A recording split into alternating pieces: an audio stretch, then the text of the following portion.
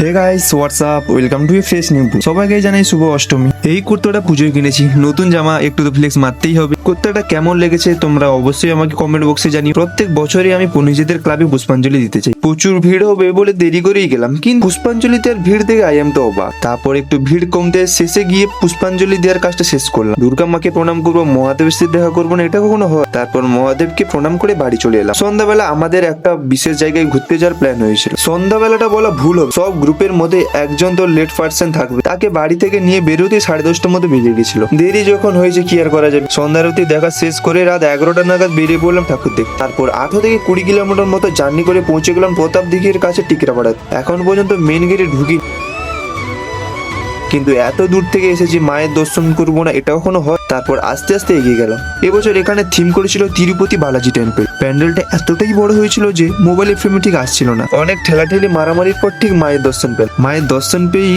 এত দূরে ক্লান্তিটা যেন মিটে গেল। তারপর ঠাকুর দেখা শেষ করে সব বন্ধুদের নিয়ে বেরিয়ে এল। আর সব থেকে মজার জিনিস হলো স্বর্ণকমল আমাদের কাউকে না বল একাই প্যাটিস খেতে চলে গেছিল। তারপর হাতে নাতে ধরা পড়তি গরম প্যাটিসটাকে মুখের ভেতর ঢুকিয়ে দিল। এখন গ্যারেজ থেকে বাইক বের করে বন্ধুর সাথে গল্প করতে করতে চলে এলাম বাড়ি। আর আজকের জন্য এইটুকু, দেখা হবে নেক্সট ব্লগে। ভিডিওটা ভালো লেগে থাকলে অবশ্যই লাইক, কমেন্ট এন্ড শেয়ার। আর নবমীর ব্লগ আসতে চলেছে, তাই দেখার জন্য চ্যানেলটিকে অবশ্যই সাবস্ক্রাইব করো গাইস। Bye bye.